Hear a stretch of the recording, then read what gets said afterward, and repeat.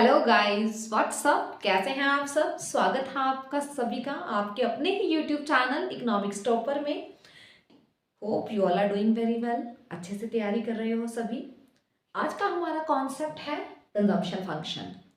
पर ये consumption function को समझने से पहले आप इसके पहले वाली जो वीडियो है, आई बटन में उसका लिंक दिया हुआ है, पहले उसको देखना है, फिर इस वाली वीडियो को देखना है। तो चलिए करते हैं फिर स्टार्ट।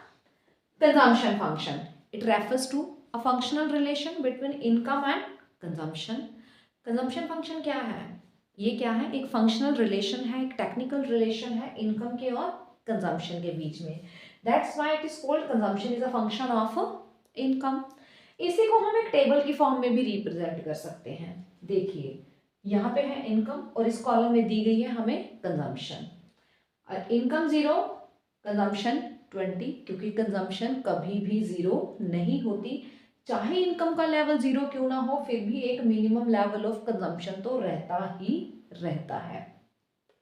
नेक्स्ट है इनकम बढ़कर 50 हुई, कंजम्पशन 60। इनकम बढ़कर 100 हुई, कंजम्पशन भी 100 हो गई। इनकम बढ़कर 150 हुई, कंजम्पशन अब बढ़ने की बजाय 140 रह गई। अरे यहाँ पे तो आ जाता है हमारा ब्रेक इवन, जहां पे हमारी इनकम और कंजम्पशन दोनों क्या हो जाते हैं, बराबर हो जाते हैं। हम देख रहे हैं कि पहले तो क्या था, हमारी इनकम बिल्कुल कुछ नहीं थी, 0 रुपए थी, तब भी 20 रुपए की कंजम्पशन हो रही थी। इनकम बढ़ी, कंजम्पशन उससे भी ज्यादा बढ़ गई। इनकम 100 हुई, कंजम्पशन उसके बराबर हो गई। इनकम 150 हुई, कंजम्पशन बढ़ने के बजाय कम हो गई, 140 हो गई। मतलब कि ये जो कंजम्पशन फंक्शन है, ये केन्स के साइकोलॉजिकल लॉ ऑफ कंजम्पशन के ऊपर आधारित होता है। वो लॉ कहता है कि जैसे जैसे कंज्यूमर की इनकम बढ़ती है, पहले पहले वो उस सारे अपनी इनकम से भी ज्यादा पैसे कंजम्पशन के ऊपर खर्च करता है। एक पॉइंट आता है जहां पे उसकी सारी जरूरतें पूरी हो जाती हैं, उसकी बेसिक नेसेसिटीज पूरी हो जाती हैं, वहां पे इनकम और कंजम्पशन क्या हो जाती हैं, बराबर। और यहाँ पे आ जाता है ब्रेक इवन पॉइंट। इसके बाद अगर इनकम बढ़ती है तो कंज्यूमर अपनी सारी इनकम को कंजम्पशन के ऊपर खर्च नहीं करता, बल्कि वो उसके कुछ हिस्सा बचाकर रख लेता है, जो क्या हो जाता है, सेविंग की फॉर्म ले लेता है। अब इसी कंजम्पशन फंक्शन की जो टैबुलर प्रेजेंटेशन है, अगर हम इसको डायग्रामेटिकली रिप्रेजेंट कर दें, हम बोल सकते हैं कि diagrammatical presentation of consumption function is called a consumption curve. OX axis पे इनकम को मेजर किया गया है, ओवाई के ऊपर कंजम्पशन को मेजर किया गया है। y जो है ये हमारी इनकम कर्व है, c जो है हमारी कंजम्पशन कर्व है। ये 0 से शुरू ना होकर थोड़ी सी ऊपर, मतलब कि 20 से शुरू हो रही है। मिनिमम हमारी कंजम्पशन 20 तो रहती ही रहती है। अब ये मिनिमम 20 से क्यों शुरू हो रही है, इसके बारे में हम आगे बात करेंगे जब हम एल्जेब्रिकल प्रेजेंटेशन करेंगे हमारे कंजम्पशन फंक्शन की। अब देखिए जैसे जैसे आमदनी बढ़ी, कंजम्पशन भी बढ़ती जा रही है। जब इनकम का लेवल 100 है, कंजम्पशन का लेवल भी 100 है, ये दोनों यहाँ पर इंटरसेक्ट कर जाते हैं, बराबर हो जाते हैं। यहाँ पे पॉइंट आ जाता है break even. Break even point के अगर हम लेफ्ट साइड पे देखें तो हमारी कंजम्पशन ज्यादा है और इनकम कम है। ब्रेक इवन पॉइंट के बाद इनकम ज्यादा है, कंजम्पशन कम है। ये जो इनकम और कंजम्पशन के बीच का जो डिफरेंस है, ये क्या है, हमारी सेविंग है। तो अगर हमने सेविंग को निकालना हो, हम कैसे निकाल सकते हैं, इनकम में से कंजम्पशन को माइनस करके। अब देख लेते हैं कंजम्पशन फंक्शन, जो कंजम्पशन है ये कितने तरह की होती है। अरे भाई कंजम्पशन 2 तरह की है। पहला है एपीसी, दूसरा है एमपीसी। एपीसी मतलब कि average propensity to consume. What is average propensity to consume?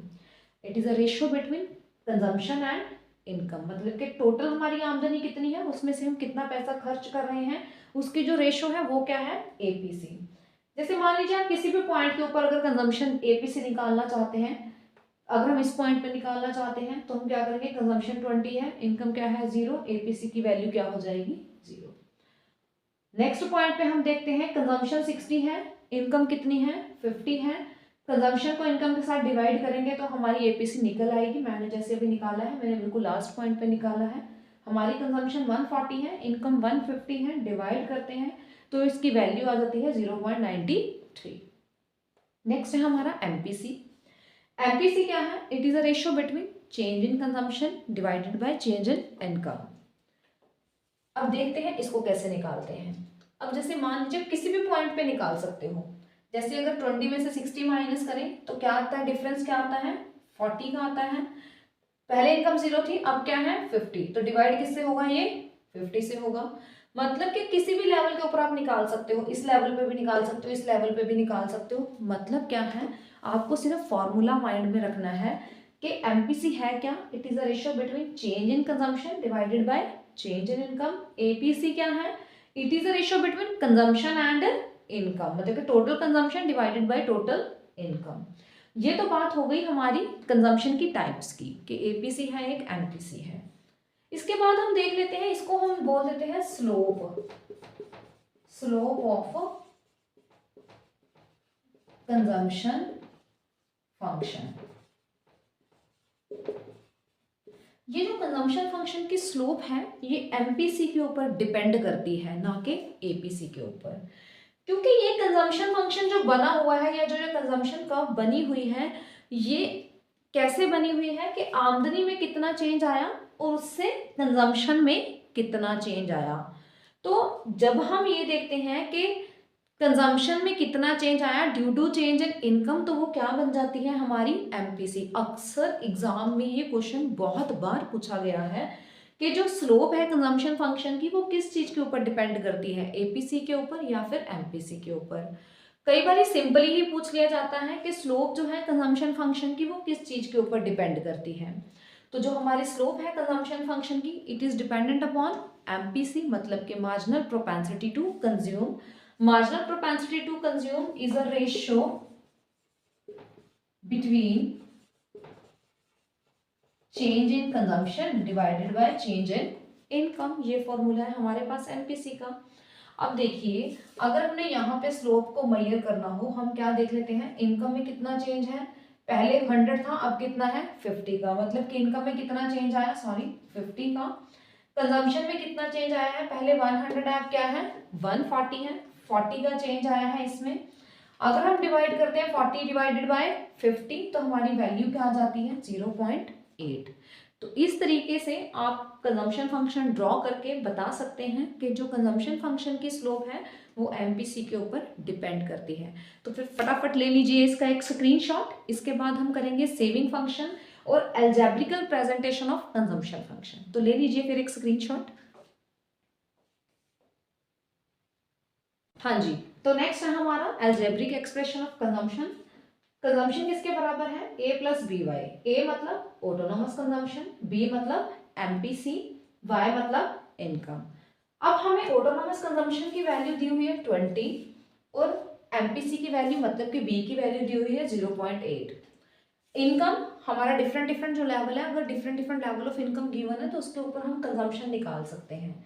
जैसे पहले देखिए, जब हमारी ऑटोनोमस कंजम्पशन क्या है 20 है, एमपीसी 0.8 है, इनकम का लेवल क्या है 0 है, 0.8 को 0 के साथ मल्टीप्लाई करेंगे इट विल बिकम 0 और कंजम्पशन सिर्फ क्या रह जाएगी 20। अब ऑटोनोमस कंजम्पशन है 20, 0.8 और इनकम कितनी है 50। 50 को 0.8 के साथ मल्टीप्लाई करते हैं, आ जाता है 40 प्लस 20 60, फिर 20 0.8 100 के साथ अगर इसको मल्टीप्लाई करते हैं 80, 80 और 20 100। ऐसे आप 150 वैल्यू पुट करके आंसर अपने आप निकालिएगा और कमेंट बॉक्स में बताइएगा। नेक्स्ट है हमारा सेविंग फंक्शन। सेविंग फंक्शन क्या है, it is a functional relation between income and saving. इसको भी एक शेड्यूल के फॉर्म में रिप्रेजेंट किया जा सकता है। इनकम है, कंजम्पशन है, यहाँ पे हमारी सेविंग ली गई है। इनकम 0 है, मिनिमम लेवल ऑफ कंजम्पशन 20 है, सेविंग नेगेटिव होगी क्योंकि जब हम कमा कुछ नहीं रहे फिर भी खर्च किया जा रहा है तो इट मीन्स क्या है, प्रीवियस सेविंग्स में से ही पैसा निकाला जा रहा है। इनकम 50 है, कंजम्पशन 60 है, अभी भी हमारी सेविंग क्या है नेगेटिव है। इनकम 100 है, कंजम्पशन भी 100 है, सेविंग यहाँ पे क्या हो जाती है 0। इनकम 150 है, कंजम्पशन 140 है और सेविंग क्या है 10, मतलब कि इस पॉइंट के बाद सेविंग पॉजिटिव होना शुरू कर देती है। अगर हम इसको डायग्रामेटिकली रिप्रेजेंट करें, ओ एक्स एक्सिस के ऊपर हमने इनकम को मेजर किया है, ओ वाई के ऊपर सेविंग को मेजर किया है। ये एस जो है हमारा सेविंग कर्व है, नीचे की तरफ नेगेटिव वैल्यूज हैं, ऊपर की तरफ पॉजिटिव वैल्यूज हैं। पहले जब इनकम का लेवल 0 था हमारी सेविंग क्या थी -20। इनकम का लेवल बढ़ता गया, पहले तो हमारी सेविंग नेगेटिव ही थी। जब इनकम और कंजम्पशन बराबर हुए सेविंग 0 हो जाती है। ये जहाँ पे सेविंग जीरो हो जाती है, मतलब जहाँ पे सेविंग कर्व हमारे ओ एक्स एक्सिस को टच कर जाता है वहां पे सेविंग क्या हो जाती है, जीरो हो जाती है, और हमारा क्या आ जाता है, ब्रेक इवन पॉइंट आ जाता है। अब इस ब्रेक इवन पॉइंट के बाद सेविंग क्या होनी शुरू हो जाती है, पॉजिटिव। इस ब्रेक इवन पॉइंट के पहले सेविंग नेगेटिव है, ब्रेक इवन के बाद क्या है, सेविंग पॉजिटिव है। जैसे हमने देखा था कि कंजम्पशन फंक्शन की जो स्लोप होती है वो एमपीसी के ऊपर डिपेंड करती है, वैसे ही अगर आपसे पूछ लिया जाए कि सेविंग कर्व की स्लोप किस चीज के ऊपर डिपेंड करती है, तो इसकी स्लोप डिपेंड करती है एमपीएस के ऊपर। एमपीएस का मतलब क्या होता है, change in saving divided by change in income. अब अगर हम देखें कि इस पॉइंट के ऊपर सेविंग कर्व का स्लोप क्या रहेगा, अगर हमें इस पॉइंट के ऊपर देखना है तो हम क्या देखेंगे, चेंज इन इनकम 100 से 50। इनकम में कितना चेंज हुआ, 50 का। चेंज इन इनकम क्या है हमारे पास, 50। कंजम्पशन में कितना, सेविंग में कितना चेंज हुआ है, सेविंग में सिर्फ हुआ है 10 का चेंज। पहले 0 थी, अब क्या हो गई 10। It mean change in saving क्या है 10। अगर हम इसकी वैल्यू निकालें 10/50, तो आप डिवाइड करके ऐसे वैल्यूज निकाल सकते हो। उम्मीद है आपको ये कॉन्सेप्ट अच्छे से समझ आ गया होगा। अच्छे से तैयारी कीजिए, वीडियो को बार बार देखिए ताकि आपको कॉन्सेप्ट अच्छे से समझ आ जाए। अपने सेल्फ नोट्स प्रिपेयर कीजिए। मिलते हैं अपनी नेक्स्ट वीडियो में अपने अगले कॉन्सेप्ट के साथ। Till then take care, bye bye. Video को लाइक, कमेंट, शेयर करना और चैनल को सब्सक्राइब करना बिल्कुल मत भूलिए। Till then bye bye.